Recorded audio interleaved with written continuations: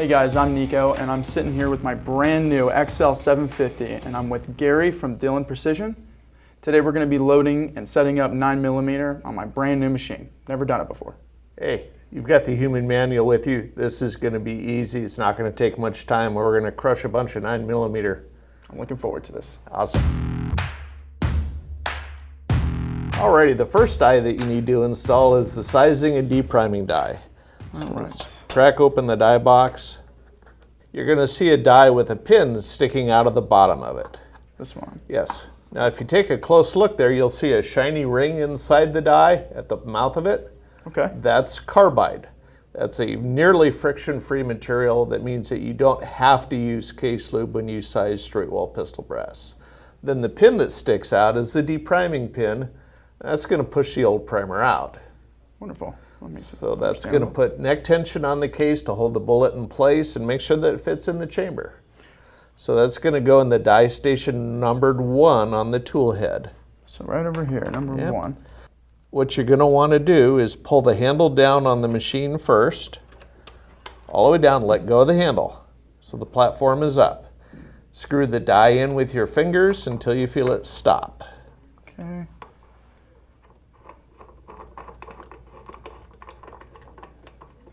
Okay? Yes. Okay, lift up on the handle. Now, grab a piece of fired brass. This guy. And let's put it into the shell plate. It helps if you pull that out and drop it in back here. Perfect. Push the handle forward to seat it. Perfect. Now pull the handle down. Okay, all the way down, keep going. Okay, leave the handle down. And now tighten that die lock ring with that fired case up in the die. Okay. And then use the wrench to just snug it.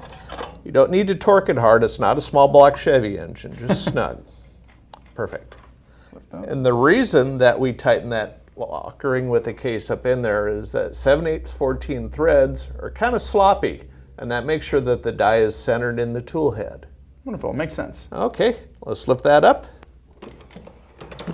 Okay, now let's pull that case out of the shell plate. Just push it out against that spring.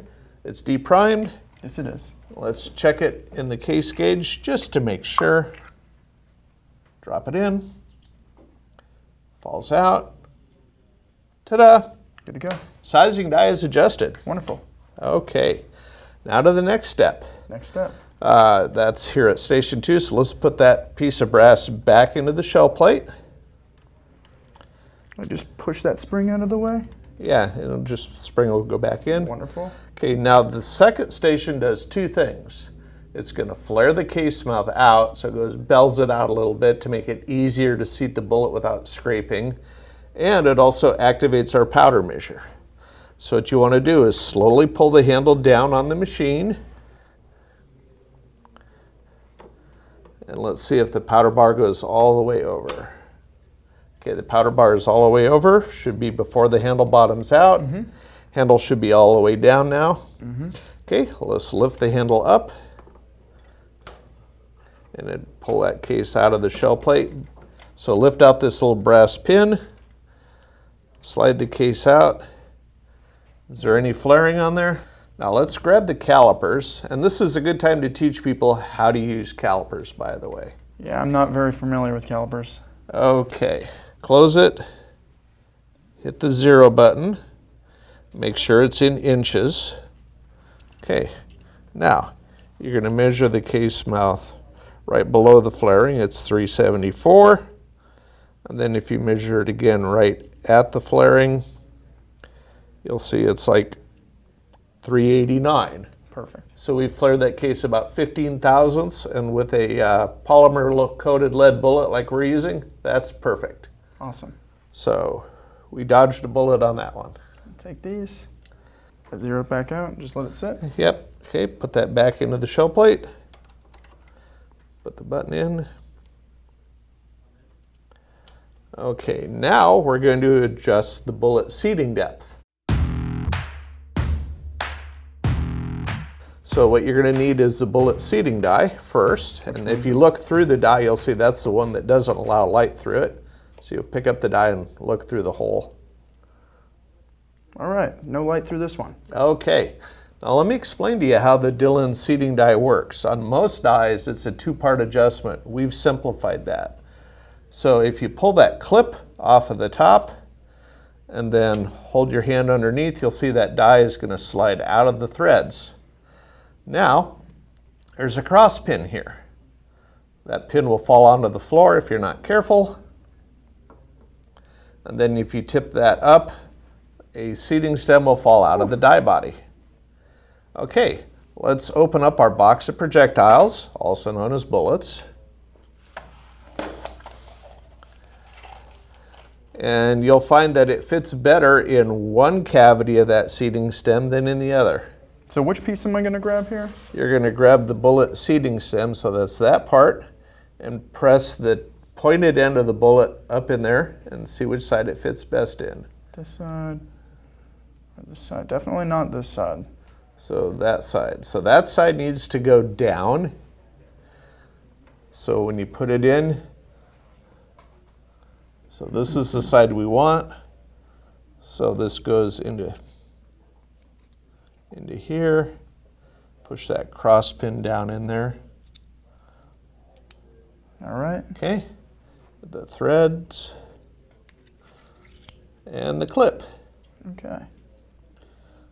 The other thing this does is it makes it really convenient to clean your die if it gets gummed up, because usually every 3,000 to 5,000 rounds or so, it's good to run a brush and some solvent through your seating die, because what can eventually happen is you'll build up enough residue shavings inside the die that your bullets will start to seat deeper. Oh, okay. Don't want that. No, bad thing. So let's start off by just threading that die down until it just starts to protrude out the bottom of the tool head. So we're on station 4. Correct. Just feeling for when it becomes flush, and we're at flush. Okay, then let's index the shell plate so we get that case over. Okay, set a bullet on the case. Pull the handle down on the machine and leave it in the down position. Okay, now with your fingers, screw the die down until you feel it touch the top of the bullet. Okay. Make sure you're turning the whole die body and not just the Top. Yeah, so it seems that we have made contact. Alrighty. Now that's only a starting point. So now lift up on the handle and let's turn that die down a couple of more threads. Okay. And 2 full dies. Okay. 2 full dies. So let's cycle that handle and kick that case and bullet out. You just have to kick it into the shell, into the bin. Okay, so I'm just gonna, there we go. Alrighty. Then just lift out that brass pin at station 4 and slide that case back in place. Makes it convenient having to lift out pins. Yeah, definitely. Okay, let's pull the handle down. Okay, lift it up a little more just so that you can lift out the pin and slide that cartridge out of the shell plate. Let's give this a try.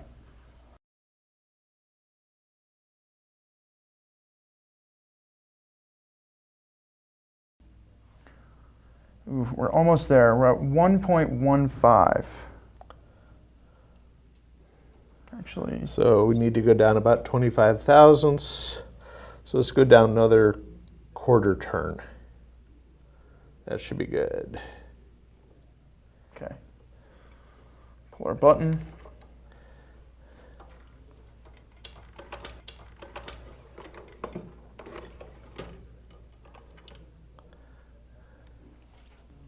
We're still reading 1.128. You know what? That's probably close enough. Okay. Because they're not all going to be exactly the same. Bullet seating depth is easily going to vary by 10,000ths of an inch or more. And it's just due to the variations in how they manufacture from one bullet to the next. It can change as much as 20, 25 thousandths. All right, yeah, that makes So, sense. Okay, now put that case, that cartridge, back in station 4. And let's put a fired piece of brass in station 1. Okay, pull the handle down and leave the handle down. Keep going, because you're sizing, okay? Now, tighten this lock ring under a load. And the reason I had you put a fired piece of brass in station 1 at the same time is that gives us the same upward pressure on the tool head as you're actually going to encounter when you're reloading progressively on the machine, so your overall seating length stays more consistent that way. That makes sense. Let's lift up on the handle. Okay, and remove that seated one for the moment, because we'll need it here in a minute, but not yet. Okay. Okay, now we're going to put in the taper crimp die. Now, that's the last die in the box, so it makes it pretty easy to figure out. Sure. And what a taper crimp is doing is essentially we're resizing the case mouth to get rid of the residual flaring. Okay. And to squeeze that case mouth snug against the side of the bullet. All right, so it kind of gets rid of this little flare on the bullet. Exactly. Okay. Now there are perils. You don't want to over crimp, because if you over crimp, you end up resizing the bullet inside the case. If you've ever seen somebody shooting at the range and the holes in their target are not round, they're oval or some ways sideways, over crimping is the most common cause of that. Interesting. Okay, so now we're going to show you how to cheat on this one, and because this applies to almost every caliber. Rotate that sized empty case around to station 5.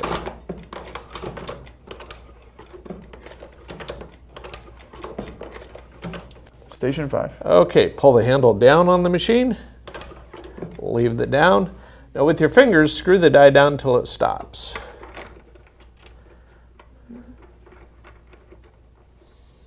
All right. Okay, lift up on the handle just a little bit. Now, right there is good. Now turn that die down another 1/2 turn. Okay, go ahead and lift the handle up and kick that case out of the shell plate. Set that one off to the side. Okay, now we're ready to start adjusting the crimp. That should get us really, really close. Okay. So let's grab your seated cartridge. Right here. Yep, let's put that into the shell plate. Station 5. Yeah, let's pull the handle down and let's catch the loaded round. We'll go ahead and lift up. You can feel that you've got a little bit of flaring left on there. Sure do. If you want to, you can measure that with calipers. Yeah, why not? So what should they measure at?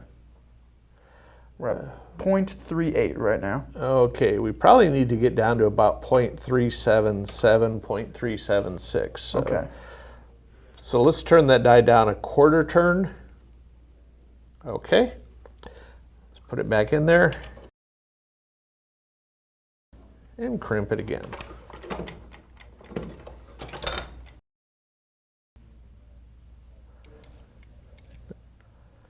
Ta-da! Awesome. And it falls out of the gauge, so we know that's correctly dimensioned loaded cartridge. Awesome. Okay, now we need to start adding some components to the machine. Do I want to lock this down? Yeah, let's do that. So that's a good idea. Let's put that back in there, put it back into the shell plate. Got it. Pull the handle down, and yep, you Wrench. got it. Tighten Wonderful. it under load. I'm just going to get it to a little finger tight. And now we'll hit it with the wrench.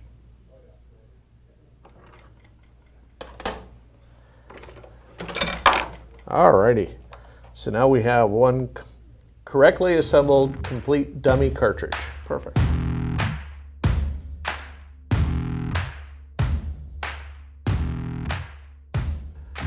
Alrighty, we've got the dies set up, so now we need to start adding some components. Perfect.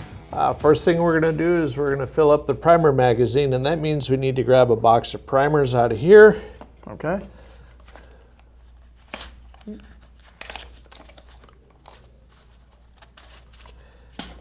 And we're going to use a primer flip tray. So if you open up the primer flip tray, you'll notice that one side is smooth and the other side has concentric rings. So what you're going to do is you're going to open that box of primers upside down over the side of the tray with the concentric rings. So just put it right on top of here and push the plastic tray out. Plastic tray off. Alrighty. Now, the primer pickup tube has two ends. The yellow end will press over the sides of the primers that are shiny side up, and it'll pick those all up. You'll notice this end has a clip in it to keep all the primers from running out until we want them to. I see that. So just press the yellow end of that pickup tube over every primer that's shiny side up. So what do we do about all these other ones that aren't flipped over? We'll take care of those in just a moment due to the magic of modern design. Okay, now put the lid on the tray. Flip the tray over without removing the lid. Okay, take off the lid. Oh, look at that. Magic. Yes. And now the rest are ready to be picked up. And if one inadvertently flips over, just flip it back over with your fingers. The old wives' tale that you can't touch primers is no longer true because A, your fingers aren't that oily, and B, primers have a waterproof sealant over the priming compound. So how many primers fit into this tube? 100. Conveniently the same volume as the box holds. Wonderful. Because not all brands of primer pickup tubes hold 100 primers for some reason. Some people have problems with basic math sometimes. Almost there, guys. Awesome. Awesome. Okay, now pull out the black follower rod. Invert the tube so the blue transparent tip is down and it's going to set into a bevel inside there. Pluck out that clip at the bottom and all the primers should run out of the magazine tube into the pickup tube. That was it. That was easy. Yep. Okay. Now flip the arm on the alarm off. That's purpose in life is when you get down to 3 primers left, you should hear a sound. So let's set that on top. Perfect. Alrighty. We've got primers in the machine, so let's make sure that we can prime some cases. So start by dropping a piece of fired brass up here into the powder funnel. Awesome. All the way down. Okay, cycle the handle down. Lift up on the handle, push forward at the end of the upstroke because that's when you seat your primer. Awesome. So let's pull that case out of the shell plate. Okay. Primer should be seated slightly below flush. Primer is seated. Looks good. Awesome. Set that guy back in. Yep. Okay. Okay, the next step is we're going to adjust the powder measure. Okay. So what we're going to do here, take the lid off.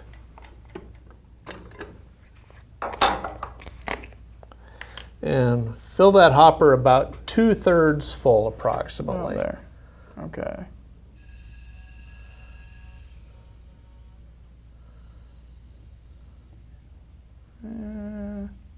That's good. Okay, perfect. Alrighty. Thanks, Gary. Now we need to cycle the powder underneath the measure to get it settled. So leave the lid off if you would, Oh, okay. because we're going to just run 10 pieces of brass through there and just dump the powder back in. That's to settle the powder underneath the baffle before we start weighing. Okay. So let's go ahead and pull the handle all the way down. Okay, lift up. And pull that case out of the shell plate. Okay, and just dump that powder back into the hopper. All right. Okay, put that case back in here. Okay, and let's do that 9 more times.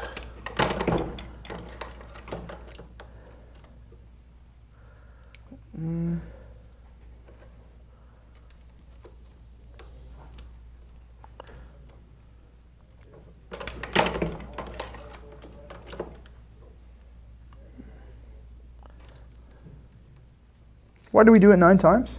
Total of 10, and that's because there's a baffle built into the bottom of the clear plastic hopper tube so that you don't have all of the weight of the powder resting on the amount of powder that's going to go into the bar. All right. So it allows you to keep a more consistent weight, but you need to settle the amount of powder underneath that baffle before you begin weighing. And typically 10 throws of powder is sufficient to do that. Perfect. Let's We're on 6 right now.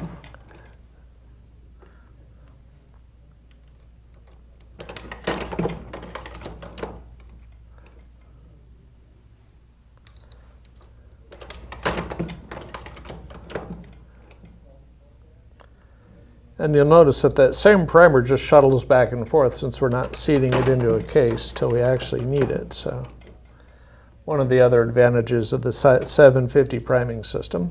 Awesome. Okay, now let's weigh this one. Okay. So let's grab the scale, hit the on button. Okay, hit the 0 button just to make sure. 0 down. Okay, and let's pour the powder into that pan. It says we're at 3.7 grains. Now we are using CFE pistol. So if you refer to the manual, and you'll see CFE pistol, 125 grain lead. Starting load is 4.4, max load is 5.0. So we probably want to throw about 4.7 because the starting load is not guaranteed to cycle your gun. And that's obviously our maximum safe. So let's head just, so we know that we're light. So if you notice there's a bolt on the end of the powder bar. Okay. If you grab the die wrench, you'll see there's a 7/16 box end. Put that over here. Now you turn that clockwise or to the right. How much? To drop more. So we've got a ways to go. I would go 1 turn.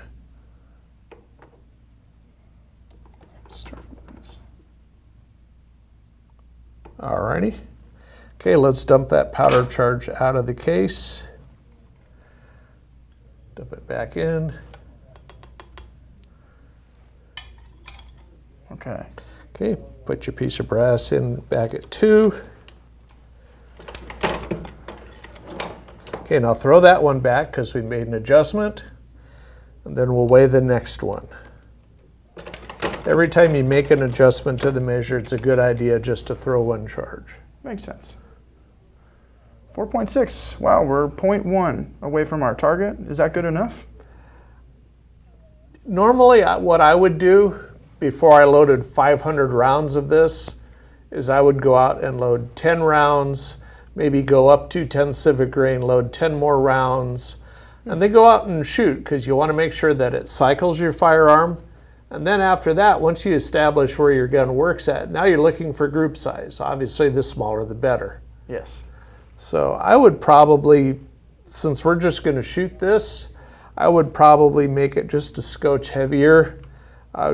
So make a small adjustment, like maybe 1/8 of a turn clockwise. We're gonna find out there. Yeah. Okay. Let's dump that powder charge back into the hopper. Set this guy back. And dump that one back.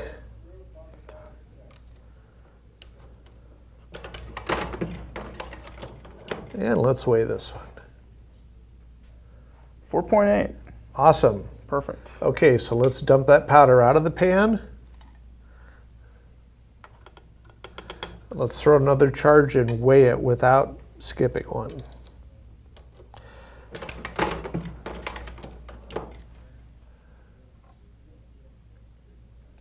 $4.7. Yep. Target. So we are well within our target because your scale is only accurate to plus or minus 1/10 of a grain. Perfect. Now a grain is not a granule powder. A grain's a unit of measurement. There's 7,000 grains to a pound, and we're cutting charges down to 1/10 of a grain, so we're weighing down to 1/70,000th of a pound. That's the level of accuracy that you need to safely reload ammunition. That's amazing. So let's throw one more charge just to make sure. Setting it back.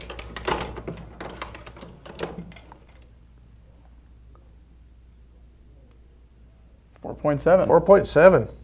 I'm going Awesome. to call that good. So am I. It is. Okay. Then let's put the lid back on the hopper.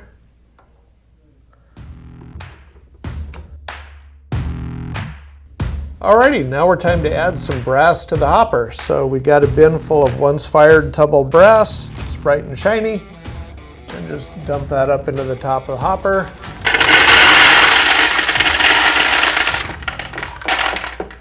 Awesome. Okay. Now when you hit the on switch, there's two controls. This is on off, and then the rheostat up here controls speed. So turn it on. On. And now slowly walk that rheostat to clockwise. How fast do we want this to go? About 4 RPM, 5 RPM is sufficient. Okay.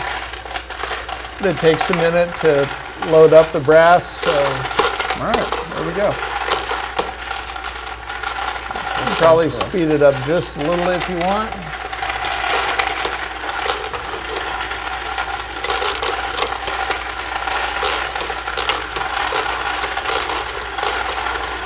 Looks good. And there's a micro switch up here that will shut the motor off when the tube is up to that point, like right now. there. Awesome. And so now, every time when you cycle the handle, it's going to pull a piece of brass out of the bottom. The motor will come on just long enough to drop 1 or 2 pieces of brass and shut itself off again. Awesome. Okay, so let's put a box, move that box of bullets over here and pull it right up here so it's within arm's reach. Let's put the brass locator pins in because they keep the cases from coming out of the shell plate as it indexes from centrifugal force. Okay, so we're ready to start loading ammunition. We've got brass, we've got powder, we have primers, we have projectiles. Now we need to start loading ammo. Cool, I'm excited. Now the key to this is you make nice even strokes. Don't slap the handle. And when you come up at the upstroke, remember to push forward because that's what seats the primer into the case. Okay. Alrighty, so when you pull the handle down, you're going to feel the case go up into the sizing depriming die. So let's cycle a handle to get a case there. Okay, now remember to push forward, perfect. Okay, handle all the way down. Okay, lift it up at the same speed, push forward, feel that primer seat. Okay, now we're going to drop our powder charge and fill the case. Okay, we have an empty station at 3, otherwise you could either put a bullet feeder or a powder check here. Push forward, perfect. Now set a bullet on the case at station 4. So we seat. Set another bullet on there. Crimp in 5, lift up. Okay, now before we go any further, let's gauge that round. Perfect. Falls in, falls out. That's as good as it gets. Awesome. You just made 1 round of ammo. Very Wash, cool. rinse, repeat. I love it, yeah. So, I'm gonna make a couple more, why not? So handle up.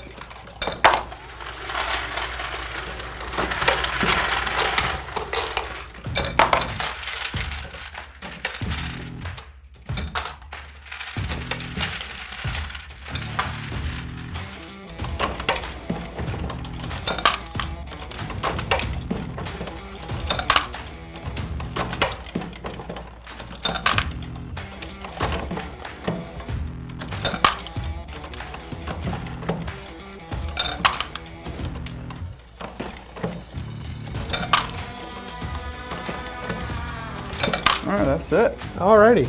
Well, when you're done with your reloading, there's just 1 or 2 housekeeping chores that you need to do. First one is you want to empty the powder measure, pour the powder back into the original container. 2 reasons. 1, you'll know what powder is back in there.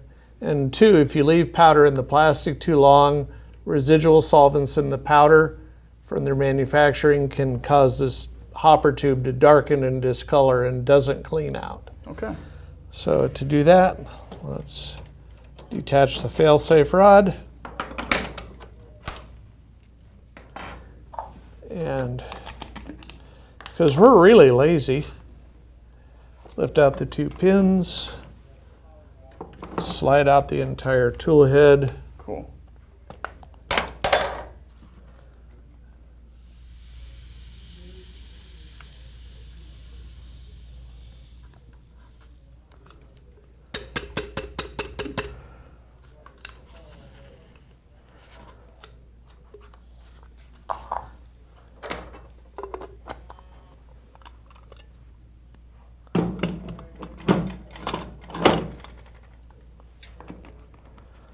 Always put the lid back on. Pins are back. Pins in place. The primers that are left in here are fine. If we change to a different caliber where we need a different size primer, we'll worry about dumping the primers out then, but they're fairly safe this way. Wonderful.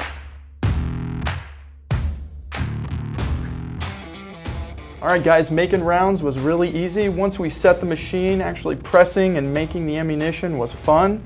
It was definitely very rewarding. Remember that if you don't have a Gary, all of your information is found inside of your XL750 manual, which is shipped in every single XL750 box. Alrighty, I think it's range time. Awesome. Let's hit the range. Alrighty.